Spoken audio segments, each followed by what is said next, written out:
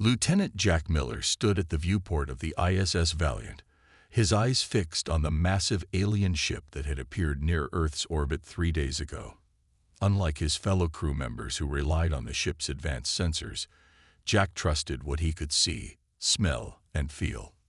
Right now, his gut told him something wasn't right about these visitors. "Lieutenant Miller, report to the command deck," came Captain Shaw's voice over the intercom. Jack made his way through the narrow corridors, nodding to the nervous crew members he passed. When he arrived, the command deck was crowded with military personnel and scientists, all staring at the main screen where a reptilian face looked back at them. "This is Commander Vex of the Korean Alliance," the alien said, its voice translated through the ship's computers.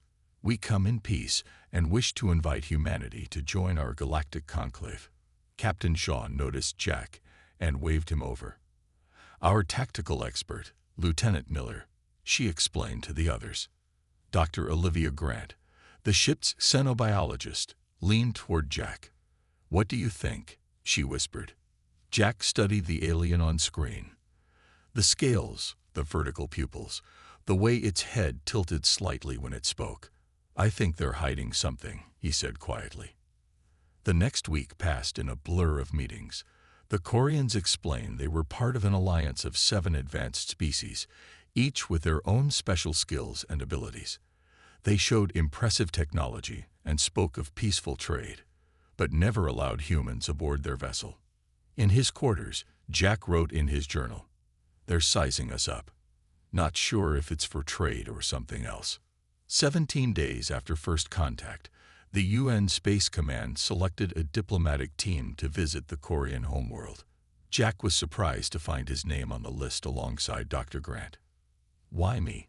he asked Admiral Peterson during the briefing. "Because while everyone else was admiring their technology, you were the only one studying them," the Admiral replied. "You see things others miss, Miller. Always have." Jack packed light, a habit from his years in the Marines. While other team members brought tablets filled with scientific data, he brought a small notebook and a pencil. Dr. Grant noticed this as they boarded the shuttle. "No tech?" she asked with a smile. "Batteries die." "Paper doesn't," he replied. "My grandfather taught me to rely on myself first, tools second." The journey to the Korean ship took only minutes. Inside, they met representatives from the other Alliance species. The bear-like Ursus with their incredible strength, the quick and agile Felidans, the analytical Cerebrans with their enlarged craniums, and others. Each looked at the humans with what Jack recognized as barely disguised superiority.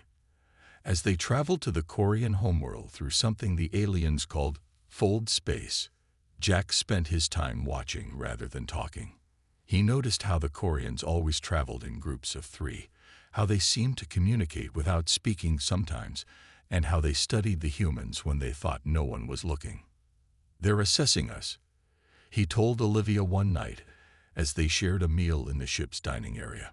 "Not as equals, but as something else." "You're being paranoid," she said, but her voice lacked conviction. "Maybe," Jack admitted, "but humans have good instincts for a reason. We evolved as both predator and prey. We know when we're being hunted." The Korean homeworld came into view on the 15th day. A massive planet with 3 moons and sprawling cities visible even from orbit. As they prepared to land, Commander Vex approached Jack. "Your species is quite interesting, Lieutenant Miller," he said, his reptilian eyes unblinking.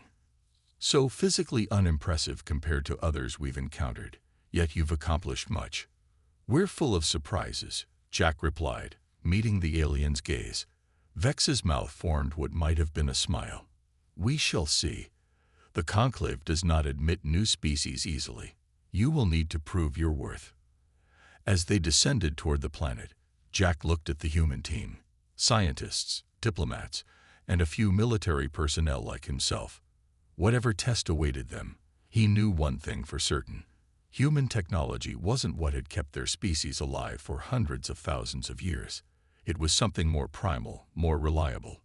Human instinct. The landing was smooth, But Jack's unease grew as they were led through a massive crystal building. Alien species of all shapes and sizes watched them pass. Some looked curious, others dismissive. Commander Vex guided them to a large circular room where 7 tall aliens sat at an elevated table. Each looked different. The leaders of the Alliance species. "Welcome, humans," said a blue-skinned alien with 4 arms. "I am High Counselor Zin. We have studied your world from afar for many years." Jack watched as Captain Shaw stepped forward and gave a prepared speech about peace and cooperation. The aliens listened politely, but Jack noticed they seemed bored until Zin raised a hand. "Fine words," Zin said, "but all species say such things. Actions prove worth, not words." The floor in the center of the room changed, showing a 3-dimensional map of a wild landscape with mountains, forests, and rivers. "This is the proving grounds," Vex explained. "All new species must demonstrate their value here." Dr. Grant stepped forward. "What kind of demonstration?"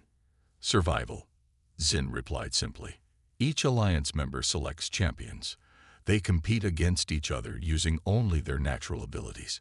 No weapons, no technology." Jack felt the other humans shift uncomfortably. Humans weren't the strongest, fastest, or most naturally armed species. "You must select 5 champions by tomorrow," Vex continued. "They will compete against 3 representatives from each Alliance species." After the meeting, the human delegation gathered in their assigned quarters. Arguments broke out immediately. "It's a trap," one diplomat said. "We can't compete physically with these species. Did you see the claws on those cat-like ones?" "We have no choice," Captain Shaw replied. "Refusing would show weakness." Jack stood by the window, looking out at the alien city. Dr. Grant joined him. "What are you thinking?" she asked. "I'm thinking they've done this before, and I'm wondering what happened to the species that failed," Jack answered. Later that night, Jack was summoned to meet with Admiral Peterson and Captain Shaw. 2 other military personnel were there: Navy SEAL Ben Carter and Intelligence Officer Susan Ward. A few minutes later, pilot Kate Rogers and combat medic Alan Young arrived. "We've made our decision on the champions," the Admiral announced. "The 5 of you." Jack wasn't surprised. They were the most physically capable humans in the delegation.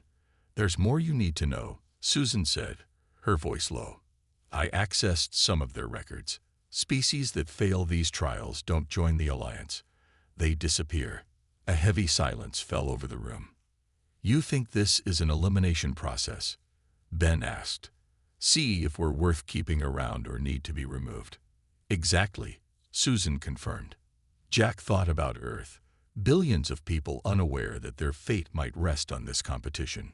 The next morning, the human champions met their competitors. There were the Ursus, massive bear-like aliens whose muscles rippled under thick fur. The Felidans moved with cat-like grace, retractable claws gleaming. The Cerebrans had no obvious physical advantages, but watched with calculating eyes. The insectoid krill chittered among themselves, their exoskeletons looking like natural armor. The amphibious Mary had webbed hands and feet. The avian Avi had wings and sharp vision. And finally, the reptilian Corians themselves, with scales that looked tough as Kevlar. "These are your competitors," Vex announced. "Tomorrow, you enter the proving grounds for 7 days. You may form alliances or fight alone. You may eliminate other competitors through any means your natural biology allows." And Ursus champion laughed, looking at the humans. "Such soft skin, no claws, no fangs. What will you do when we hunt you?" Jack stepped forward, meeting the alien's gaze. "We were hunting before we had tools. We survived ice ages and predators that would make you look like pets." The room fell silent at his boldness. "Humans have one advantage," Dr. Grant whispered to Jack as they left. "Most predators evolved to be solo hunters. Humans have always hunted in groups." That night, Jack gathered his team. "We stick together. We use our brains, and we show them what humans can do without blades or guns." Ben nodded grimly. just human instinct.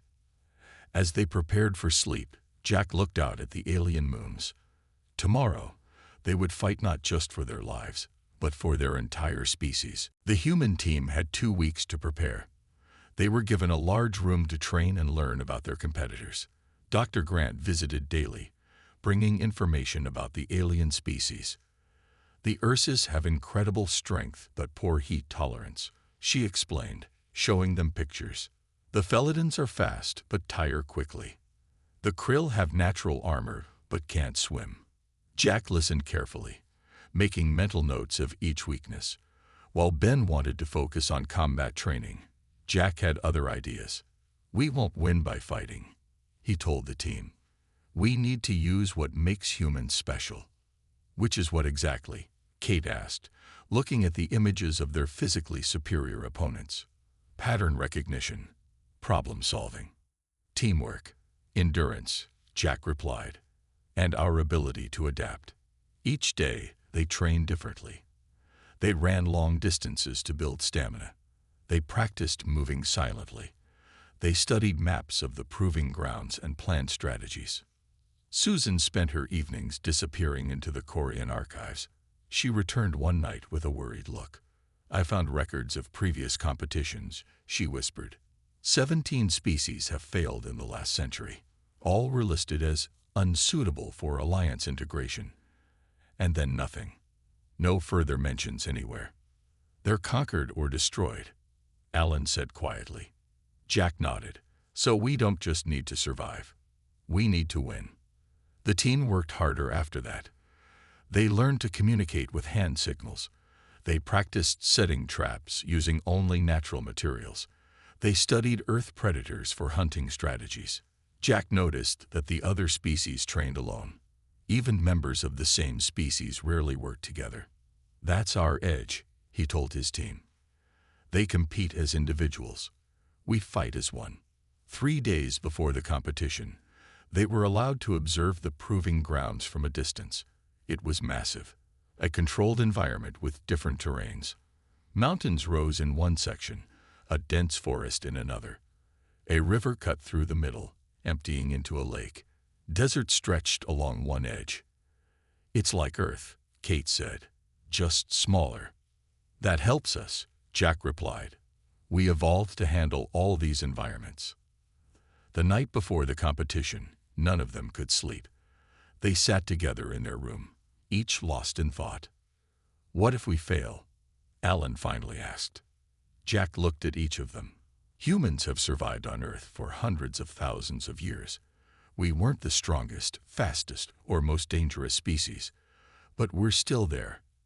And they're not." He stood up and paced the room.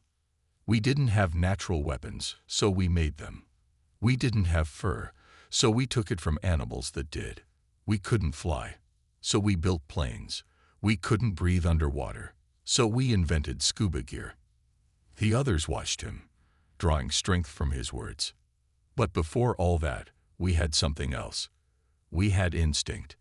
We could read the land, track prey for days, work together to bring down animals 10 times our size." He stopped and looked at each of them. "The aliens think taking away our technology makes us weak. They're wrong. It takes us back to what made us apex predators in the first place." Susan smiled slightly. "Human instinct." "Exactly," Jack said. "Tomorrow, we show them what that means." As the others finally drifted to sleep, Jack stayed awake, reviewing everything he knew about the proving grounds and their competitors. He thought about Earth, about humanity's long journey from vulnerable primates to a spacefaring species. The aliens had evolved with advantages: natural weapons, armor, strength. Humans had evolved with challenges that forced them to become smarter, more adaptable, more cooperative. Jack finally laid down, closing his eyes. Tomorrow would prove which path of evolution was better. Not with blades, not with guns. Just human instinct against the galaxy's best. Dawn broke with an alien sun climbing over the horizon. The human team stood at the entrance to the proving grounds, dressed in simple gray uniforms provided by the Koreans. Jack looked at his teammates. Their faces were calm, but he could see the tension in their postures. Nearby, the other competitors prepared. The massive Ursus flexed their clawed hands. The Felidans stretched like cats waking from a nap. The Corians spoke in low voices, their scaled skin catching the morning light. Commander Vex approached the assembled competitors. Behind him, large screens showed the faces of the Galactic Conclave members, and Jack noticed thousands of alien spectators. "The rules are simple," Vex announced. "Survive for 7 days. Complete the objectives that will appear on your trackers." He pointed to the small devices attached to their wrists. "Eliminate your competition if possible." The last 5 competitors standing win glory for their species. A loud horn sounded, and the gates opened to reveal the vast arena. "Begin," Vex said simply. The alien competitors rushed forward, each heading in different directions. Jack held up his hand, signaling his team to wait. "Let them go," he said quietly. "Let's see where they choose first." They watched as the Ursus headed for the mountains, the Felidans for the forest, the Mary for the lake, and others scattered across the terrain. "Now," Jack said after a minute, "we go to the caves." Kate frowned. "The caves? That's a dead end if we're cornered." "Exactly what they'll think," Jack replied, "which is why they won't look there first." They moved as a unit, keeping to the edges of the forest for cover. Their trackers beeped, showing the first objective: locate a water source and collect a sample. "Too easy," Susan said. "The river is right there." "And that's where the Mary will be waiting," Jack pointed out. "They're amphibious. Water is their territory." Instead, he led them to the cave system he had spotted during their observation day. Once inside, they moved carefully in the dim light. "Listen," Jack whispered. A faint dripping sound echoed from deeper in the caves. "Underground water source." Ben nodded in understanding. "Smart." They found a small pool fed by water trickling down the stone walls. Ellen tested it and confirmed it was safe to drink. They filled their sample containers, completing the first objective. "Now we set up base," Jack said. "Susan, Ben, check for other entrances. Kate, keep watch. Alan and I will gather what we need inside." By nightfall, they had established a defendable position within the cave system. They made simple beds from soft moss found growing near the underground pool. Jack used stones to create a small fire pit where they could cook without much smoke. Their trackers showed the positions of the other competitors. 3 eliminations had already occurred, all alien species. "They're fighting each other," Susan observed. "Not even looking for us yet." "They don't see us as threats," Ben said, his voice tight with anger. Jack smiled slightly. "Good. Let them underestimate us." The second day brought a new objective: obtain food native to the arena. The team ventured out carefully, keeping to the shadows as they gathered edible plants Alan identified. They set simple snares using vines and sticks, catching 2 small rabbit-like creatures. As they worked, they spotted a Felidan in the distance, stalking through the tall grass. "Don't move," Jack breathed. "Their vision is based on movement." They froze until the alien passed, then quickly returned to their cave. On the 3rd day, the dynamics changed. Their trackers showed 2 more eliminations, and now the alien competitors were actively hunting each other. "They still don't care about us," Kate said as they watched the movement dots on their trackers. "They will," Jack replied. "Tonight, we change the game." After sunset, Jack led Ben and Susan toward the forest, where 3 Felidans had made camp. Using only stones, vines, and their knowledge of physics, they set a trap. When the first Felidan triggered it, the alien was caught in a net of vines, pulled up into the air with a startled yowl. The humans were gone before the other Felidans could react. When they returned to the cave, Jack smiled at his team's shocked faces.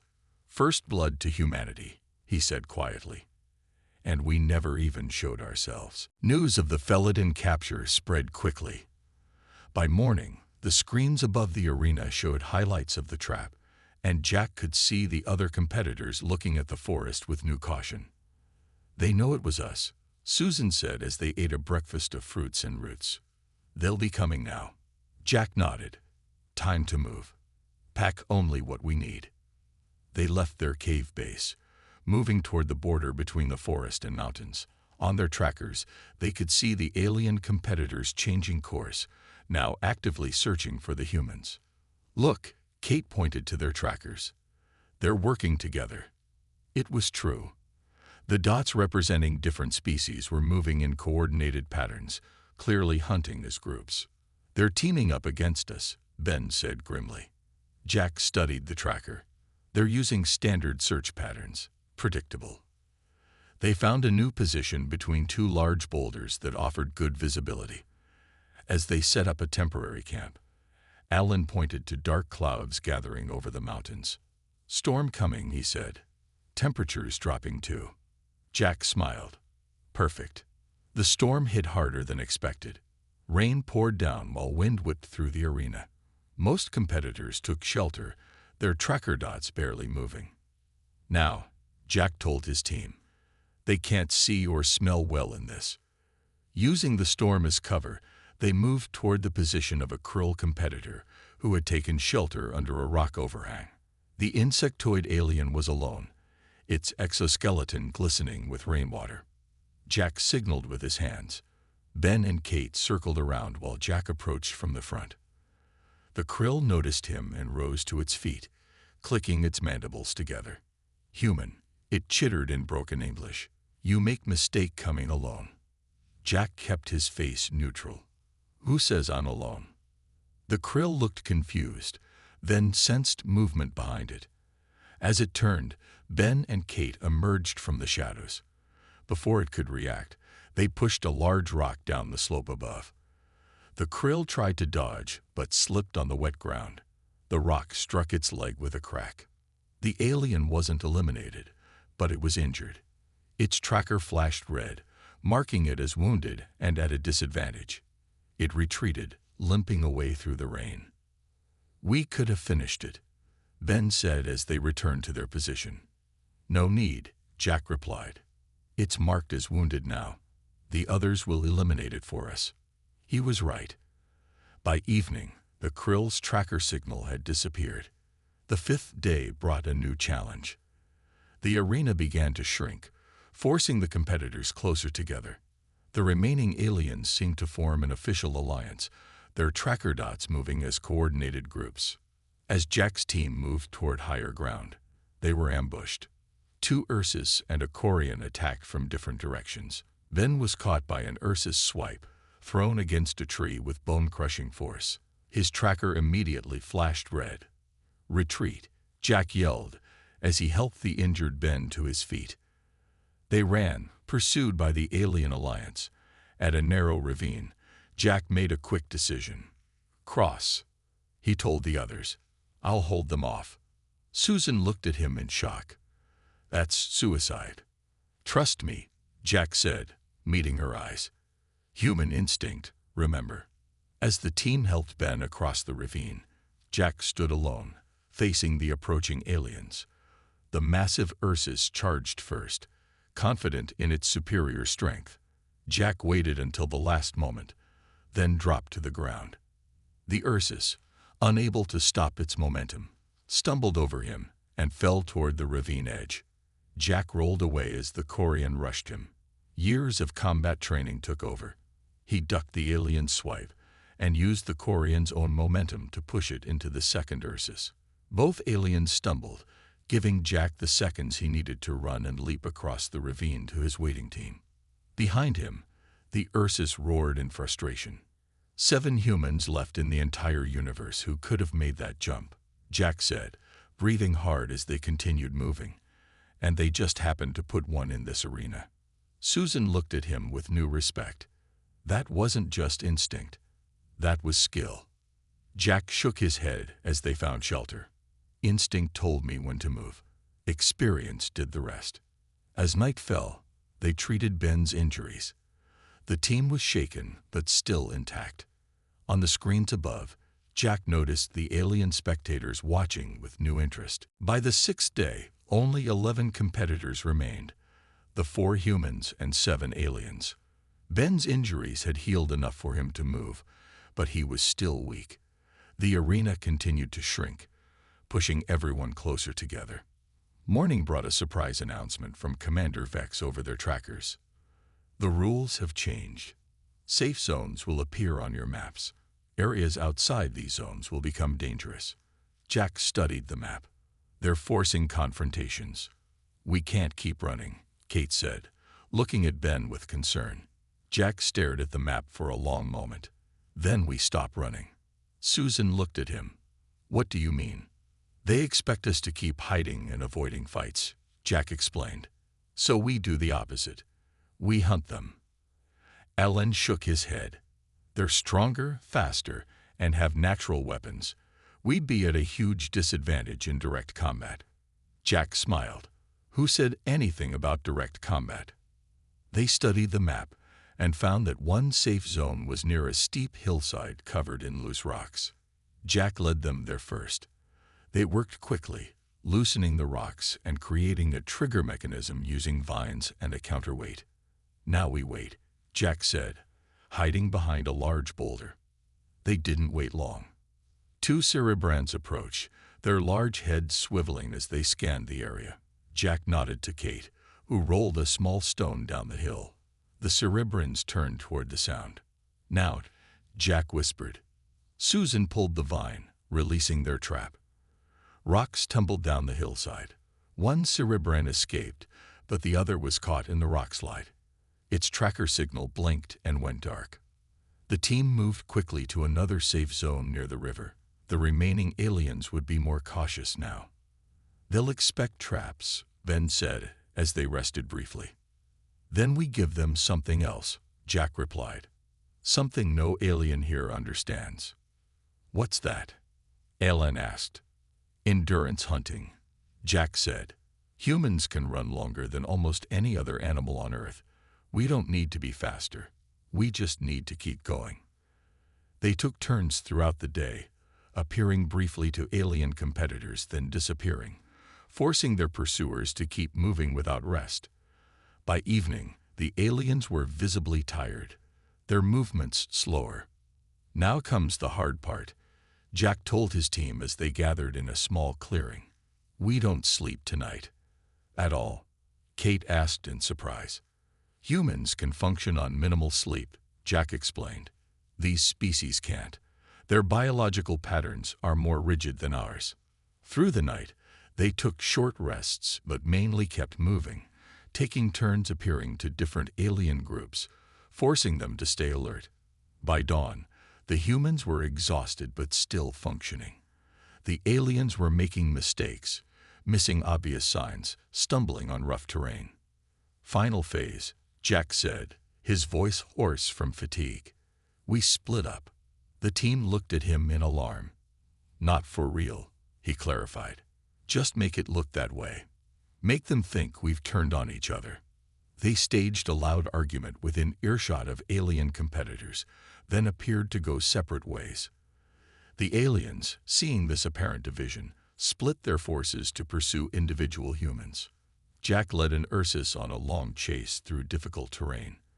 When the alien finally cornered him near a cliff edge, it was breathing heavily.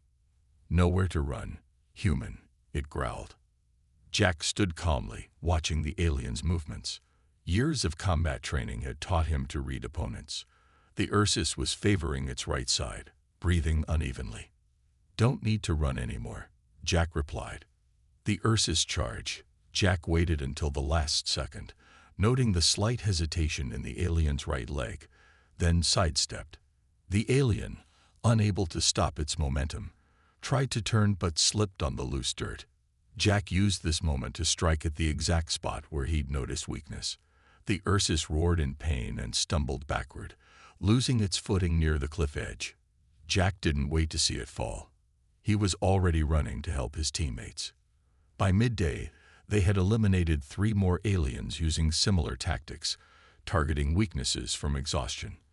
Only 4 competitors remained: Jack, Susan, an injured Kate, and a Korean commander named Thex.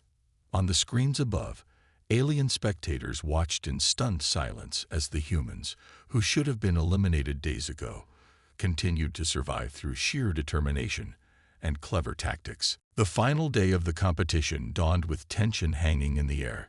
Jack helped Kate bandage her injured arm while Susan kept watch. One Korean left, Susan reported, checking her tracker. Commander Thex. The most dangerous one, Jack said. He's been watching us all week. Learning. Their trackers beeped with a new message. Final challenge. All remaining competitors must reach the central platform. Last one standing wins for their species. The map showed a single safe zone in the center of the arena. Everything else would become dangerous within an hour. It's a forced confrontation, Kate said, wincing as she tested her injured arm. Jack nodded. They want a final show. They gathered what little supplies they had left and began moving toward the center. Jack led, constantly scanning their surroundings. 6 days in the arena had sharpened his already keen senses. He's watching us, Jack said quietly. I can feel it. Susan looked around nervously. Where? Everywhere and nowhere, Jack replied. Thex is the best of them. He won't make the mistakes the others made. They reached the edge of a clearing. In the center stood a raised platform with steps leading up to it. The safe zone. Too exposed, Kate whispered. He'll pick us off if we cross. Jack studied the area, noting every shadow, every movement of leaves in the breeze. Then he saw it, a slight distortion near a tree, the kind that might be caused by light reflecting off scales. He's there, Jack said, pointing subtly, using camouflage. What do we do? Susan asked. Jack thought for a moment. We use what he doesn't expect. Human unpredictability. He quickly outlined a plan. It was risky, but they had no choice. Kate moved first, limping obviously toward the platform from the left. Susan followed moments later from the right. Jack remained hidden, watching the spot where he'd seen the distortion. As expected, Thex moved. The Korean commander revealed himself, stalking toward Kate, the obviously weaker target. His scaled skin changed colors slightly to match his surroundings, but Jack could track the subtle movements. Jack circled behind, careful to make no sound. Years of military training had taught him to move silently, to control even his breathing. Thex was nearly upon Kate when Susan shouted, drawing his attention. The Korean hesitated, his head turning between the two humans. That split second of indecision was all Jack needed. He rushed forward, targeting exactly the spot where the Korean's armor-like scales were thinnest, just below the jaw. Jack had noticed this vulnerability days ago when watching Thex drink from the river. The Korean commander sensed the attack at the last moment and spun with incredible speed. Clawed hands swiped at Jack, catching his shoulder and drawing blood. But Jack had anticipated this move. He dropped low, using the momentum of the alien's turn against him, and struck upward. Thex staggered back, shocked that a human had landed a blow. His eyes narrowed as he reassessed Jack. You fight well, human, the Korean said, but you are still just prey. That's where you're wrong, Jack replied, circling carefully. On our world, we were never just prey. We were predators too.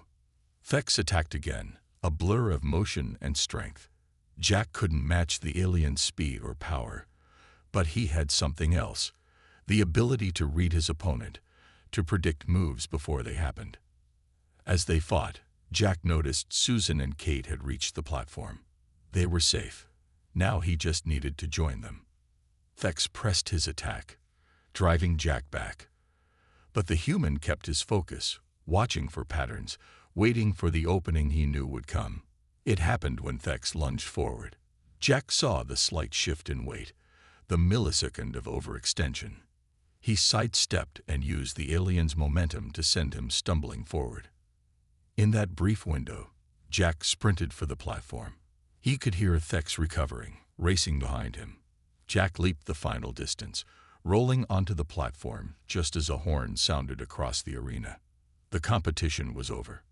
Above them, the screen showed the human team standing together on the safe platform. The alien spectators were silent at first, then a low murmur spread through the crowds. Commander Vex's voice came over the speakers. The humans have survived. Humanity has earned its place in the Galactic Conclave. Jack helped Kate to her feet as they were transported back to the main building. In the Great Hall, the Alliance leaders waited, their expressions unreadable. High Counselor Zinn stepped forward. You have surprised us, humans. Without natural weapons or abilities, you succeeded where many stronger species failed. Jack stood tall despite his exhaustion. We brought the only weapon that matters. The one that helped us survive on Earth when bigger, stronger, faster animals hunted us. And what weapon is that? Zinn asked.